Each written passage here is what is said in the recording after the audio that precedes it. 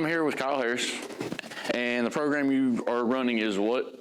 It's called the LEAD program. It stands for Leadership, Education, Assistance, and Development.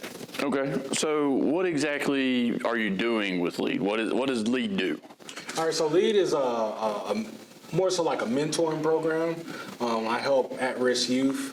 I try to lead them on the right path in life. I deal with middle schoolers and high schoolers right now.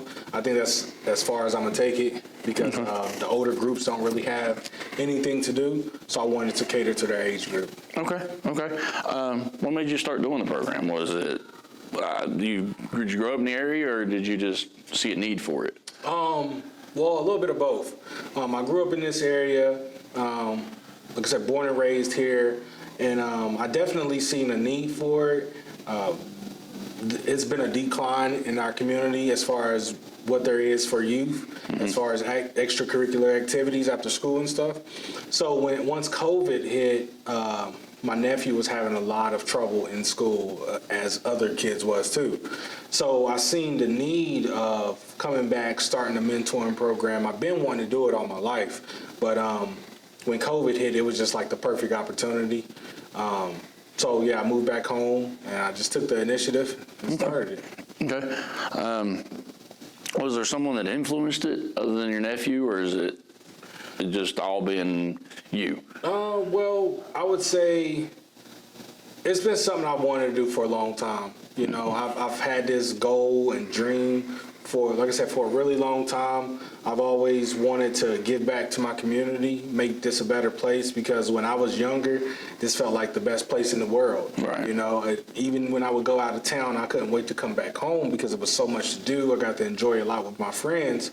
So as social media has came about and times have been changing, the kids don't get to experience what I got to experience in my childhood. So I just kind of wanted to bring that aspect back into the community, as well as showing them other options after high school. What services does LEAD provide? I know you said mentorship. Is there anything else that you guys provide with it? Yeah, so there's mentorship. We run an after-school program, Monday through Fridays, like I said, for middle school and high schoolers. And that's pretty much it. We do a lot of stuff within the community. We do a lot of different community service. We have a community garden that we work in, try to teach the kids something different, teach them how to be self-sufficient. Okay. How many students on average do you have? Oh man, so it's been varying. We started out with 30, but we got up to about 30. So right now we're probably at a good 15 to 17 kids right now. Okay. If a student wanted to join, is there a way to do it? Do they come to you? Do they go to a friend? How do they go about joining the program? Okay, so we have an application process that all the kids have to go through. They just have to sign an application. We don't turn any kids away. We want to help every single kid. I know I can't help all of them, but I want to help as many as possible. So all they really have to do is just sign an application. I talk to their parents, and then, you know, they're in the program pretty much. Okay. Where do the students go? Do they go to what facilities do they go to? I know they're mostly in this area. Like when you do the program, do they have a facility they go to? Right. Yeah. So right now we are partnered with the First Church of the Nazarene. They've really been a blessing to our program, because before we had the location, before they let us use their location, we were just meeting in the garden. So a lot of the kids, we would just meet in the garden, we'll work. I would talk to them about life lessons, but I partnered with the First Church of the Nazarene, and they blessed me. They helped me with the facility to where, you know, we have a gym, kitchen area, a hangout area for the kids. So it's a safe place for the kids. Right. For sure. What's something people don't know about the program? Is there something that if they seen you walking down, like they go by the garden, what do they not know about it? What do they not know about LEAD? If you were to say, I run LEAD, what is it that some people ask the most? That's a really good question. You know, and nobody's ever really asked me that question. That's a really good. Usually, I'm like on point, Right. snapping with the questions. But that's Right. a really good question. So, what do people not know about LEAD? Right. Like, what is something you have in your mind that you want everybody to know about LEAD, but have never had the opportunity for somebody to hear about LEAD?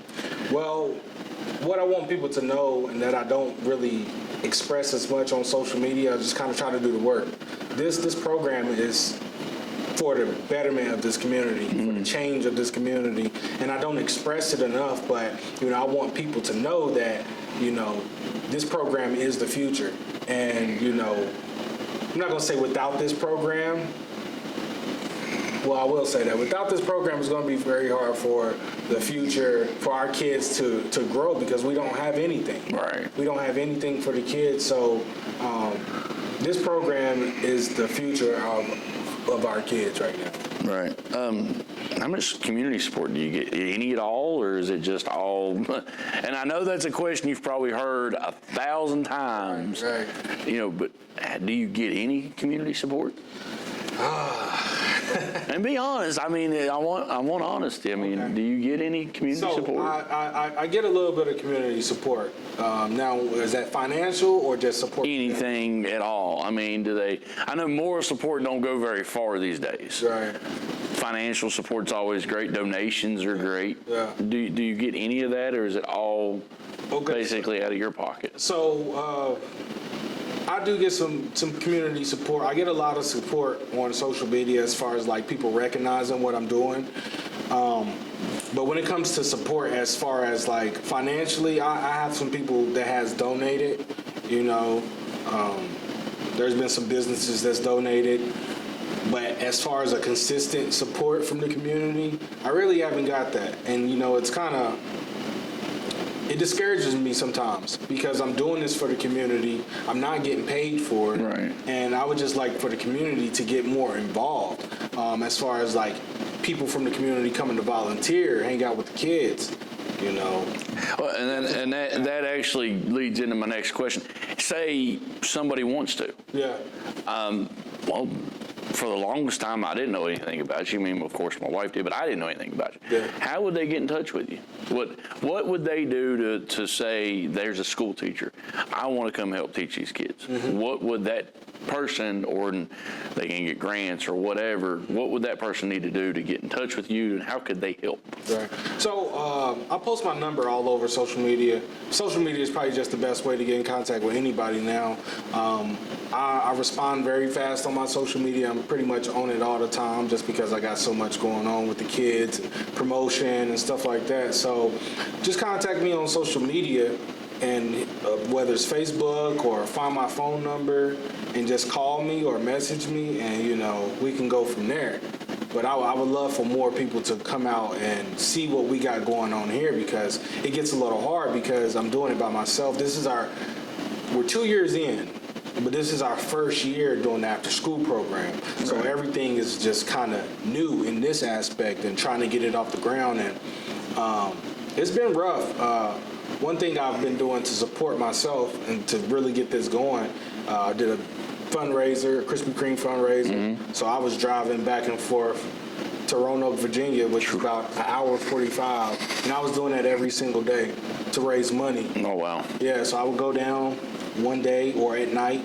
I'll stay down there for the night, get over 300 dozen, bring them back, sell them, and then go back and do it the next day. So I did that for a while, and that's how I was able to support to get us to where we're at now. But starting out with 30 kids, right. The money goes fast. Mm-hmm. So right now, it's just kind of coming out of my pocket until we can start selling donuts again, and until we get our first federal grant. Could someone just walk in the door and say, hey, I want to help today? Could they just do that, or is there a process that they need to go through? There's definitely a process. We have an application process with that as well if they're trying to be long-term. Now, if somebody want to just come volunteer and help out for the day, there's still a process that I do. I want to check that person out, right. Have a conversation, interview them, because I don't want just anybody helping with the kids. Right. You got to have your head on straight, and you got to be a good example, because our program is called Lead for a reason. We're trying to build leaders, but we also want to be leaders. Right. So, yeah. So what are some of the plans? It's early in the year. We're only in February. Do you have any plans for the summer, for even 6-8 months from now, for even into the fall time when football kicks back in? Yeah. Do you have any plans for those? Yes, I have big plans.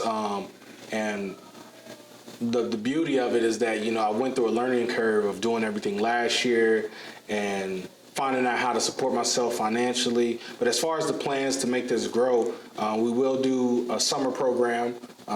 Luckily, I work in the school system, so I have access to a lot of kids now, and I have a lot of kids in our program. So I would just basically take the kids that I have now, put them in the summer program. We're also starting a travel basketball team, just to cater to another group of kids. Right now, I didn't want to. I have some athletes, but a lot of them are doing school sports and stuff right now. So right now, I have kids who are just mainly just like struggling academically. But in the summer, we'll be doing a summer program. We'll start back in the garden. We'll have a travel basketball team, and that should keep us going until the next school year starts back. So during the 3 years you've been doing this, what's been the biggest fear about it? That's another good question. I like this. That's another good question. The biggest fear about it is just not knowing, what to come next, because when you're running when I started this nonprofit, I didn't know what I was getting myself into. And, every day is something different, and you got to just continue to push forward. There's been a lot of, I've been getting discouraged a lot because, like I said, sometimes I feel like the community don't support me enough. And I'm like, I could be in a different city, state, doing something totally different with my time, but I want to cater to my community. So the biggest fear is just, not really knowing what's coming next. But that's the beauty in it too. Right. One more question, I'll let you go. I know I get to hear the kids and stuff. Yeah. Do you have any success stories from a student you've had that you can tell us? Yes. That would be something the community would want to hear. Yes. Say, they don't hear it enough about the success stories. They hear all the bad things on the internet, all the bad stuff. Is there a success story, a kid you can share with us? For sure. I got a kid named Jaden Brown. I don't even want to get emotional, but that's my guy. He's in high school right now. He's in 11th grade. Jaden came into our program with all D's. He had a D average, wasn't as focused. Oh, I'm sorry. It's all good. We're here for the kids, so it's understandable. Jaden had a D average. He came in and, he really utilized what we're doing here at the program. We come in, they get a snack, they start on their work, and then I let them go do free time after they got their work done.